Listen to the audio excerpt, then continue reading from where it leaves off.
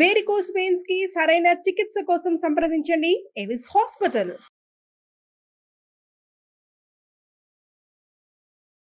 నమస్కారం అండి, డాక్టర్ శ్రీ ఆచార్య అనంతకృష్ణ స్వామి గారు. నమస్కారం. ఫస్ట్ ఆఫ్ ఆల్ డేట్స్ అడుగుతున్నారు ప్రతి ఒక్కరు కూడాను, అంటే ఎక్కడెక్కడ నిర్వహించబోతున్నారు క్లాసెస్, దానికి సంబంధించిన డేట్స్ ఏంటి సార్? ఓకే అమ్మా, మనకి ఇప్పుడు 2024లో అలాగే 1 డిసెంబర్ వచ్చి రాజమండ్రిలో ఉంటుంది, 8 డిసెంబర్ వచ్చి విజయవాడలో ఉంటుందమ్మా. అలాగే మనకి డిసెంబర్ 22 హైదరాబాద్లో స్పెషల్ క్లాస్ ఉంటుంది. తొందరగా ఎన్రోల్ చేసుకోండి, ఎందుకంటే చాలా రష్గా ఉంది. అలాగే 29 డిసెంబర్ వచ్చి అనంతపూర్లో ఉంటుందమ్మా. 26 జనవరి వచ్చి 2025 విశాఖపట్నంలో ఉంటుంది. అలాగే 2 ఫిబ్రవరి వచ్చి తిరుపతిలో ఉంటుందమ్మా. 16 ఫిబ్రవరి వచ్చి బెంగళూరులో ఉంటుంది. ఇది కాకుండా మనకి 5 జనవరి వచ్చేసి మనకి దుబాయ్ క్లాస్ ఉంటుంది. లాస్ట్ ఇయర్ కూడా మనం దుబాయ్లో క్లాస్ చేసాం, బ్రహ్మాండంగా ఎంజాయ్ చేశారు మన వాళ్ళందరూ కూడా. దుబాయ్ ఫెస్టివల్ కూడా ఉంటుంది, దాంతోపాటు క్లాస్ కూడా ఉంటుంది. వీలైనంత తొందరగా ఎన్రోల్ చేసుకోవాలి, ఎందుకంటే దుబాయ్ ఫ్లైట్ మొత్తం మనమే వెళ్ళాలని చెప్పేసి కోరిక. నమస్కారం డాక్టర్ శ్రీ ఆచార్య అనంతకృష్ణ స్వామి గారు. నమస్కారం అండి. ఈ వీడియోలో ఏం చెప్తున్నారు? మీ కోరికల్ని ఎలా సిద్ధింపజేసుకోవాలి, ఎలా సిద్ధింపజేసుకోవాలన్నప్పుడు ఇప్పటిదాకా మనం బోలెట్ చెప్పుకున్నాం. అంటే ఒక్కొక్కసారి మనకి ఒక్కొక్క విషయం తెలిసినప్పుడు దాన్ని మనం ప్రేక్షకులతో పంచుకోవడం అనేది మనకు ఆనవాయితీ. ఎందుకంటే ఎంత కొత్త విషయాలు తెలిస్తే అంత తొందరగా వాళ్ళకి తెలిపితే వాళ్ళు దాన్ని ఇంప్లిమెంట్ చేస్తారు. ఇక్కడ మనకు కావాల్సిన దాన్ని మనం ఎలా చేజిక్కించుకోవాలి, ఎలా దాన్ని అందిపుచ్చుకోవాలి, అలాగే దాంతో ఎలా అనుసంధానం ఉండాలి. మనం ముందు ఏం చేయాలంటే, ఏ ఆలోచన అయినా సరే మనకు చేతన మనస్తత్వంలో కలుగుతుంది. ఓకేనా? ఏదైనా సరే మనం కాన్షియస్ మైండ్లో ఏదైనా ఆలోచన చేస్తాం. ఆలోచన అనేది నీకు పనిచేయదు, అక్కడ కూడా ఆలోచన అనేది పనిచేయదు. ఎందుకు పనిచేయదు అంటే, ఇప్పుడు మనం ఇంటర్వ్యూ అయిపోయిన తర్వాత మీరు మీ ఇంటికి వెళ్తారు, నేను మా ఇంటికి వెళ్తాను. దీని తర్వాత ఏం ఆలోచన ఉంటుంది? మనకి ఇంటికి వెళ్ళాలనే ఆలోచన ఉంటుంది. ఆఫీస్ అయిపోయిన తర్వాత ఇంటికి వెళ్ళాలి. దాంట్లో పెద్ద మీకు ఒక తీవ్రత లేదు, ఎలాంటి వైబ్రేషన్ లేదు, అవునా కాదు? అదే మీరు ఒక కారు కొనాలనుకున్నారనుకోండి, అది కోరిక. అవును, ఆలోచన వేరు, కోరిక వేరు. ఈ తేడా తెలియకపోతే ఏమవుతుందంటే, ఆలోచన కోరిక అనుకొని, కోరిక ఆలోచన అనుకొని కన్ఫ్యూజ్ అయిపోతారు. కాబట్టి ఇప్పుడు మనం ఏం చేయాలంటే, చేతన మనసులో ఉన్నటువంటి కోరికని సుప్త చేతనానికి బదిలీ చేయాలి. అర్థమవుతుందా? చేతన మనసులో ఉన్నటువంటి కోరికని సుప్త చేతనానికి బదిలీ చేయాలి. ఎలా బదిలీ చేయాలి?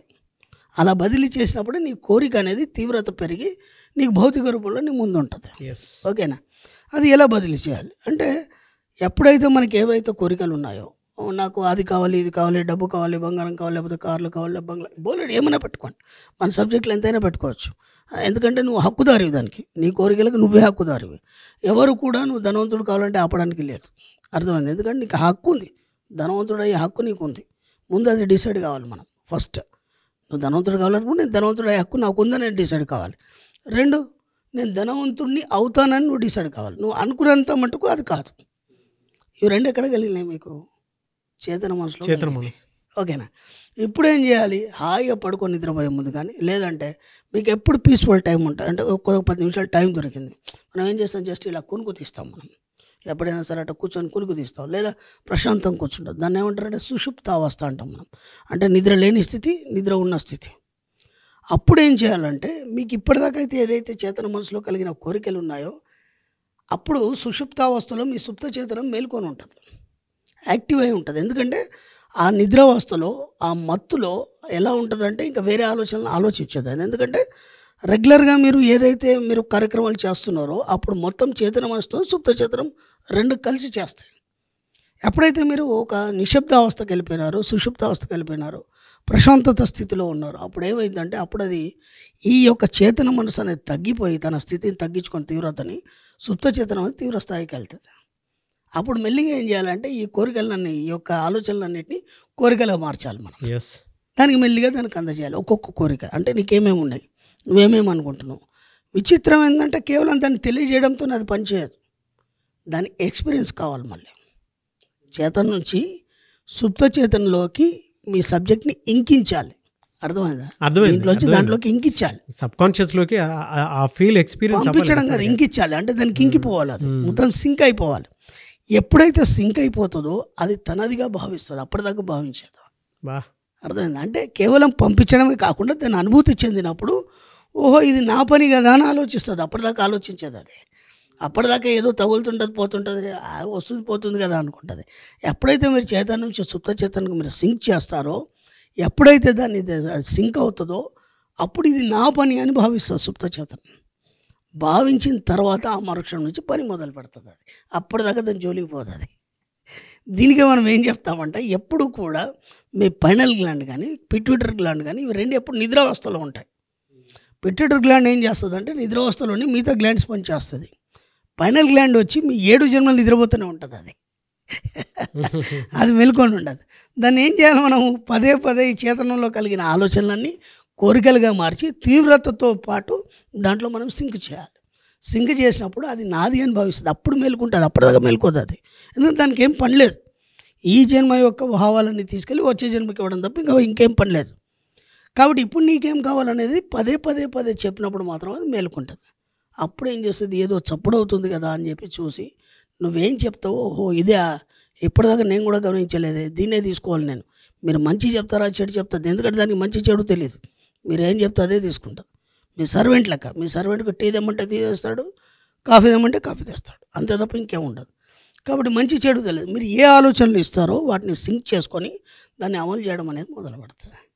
ఆ మరుక్షణం ఆ ఆలోచనలన్నింటినీ విశ్వంలోకి పంపించి భౌతిక రూపంలో మీ కోరుకున్న కోరికలను తీర్చడం జరుగుతుంది.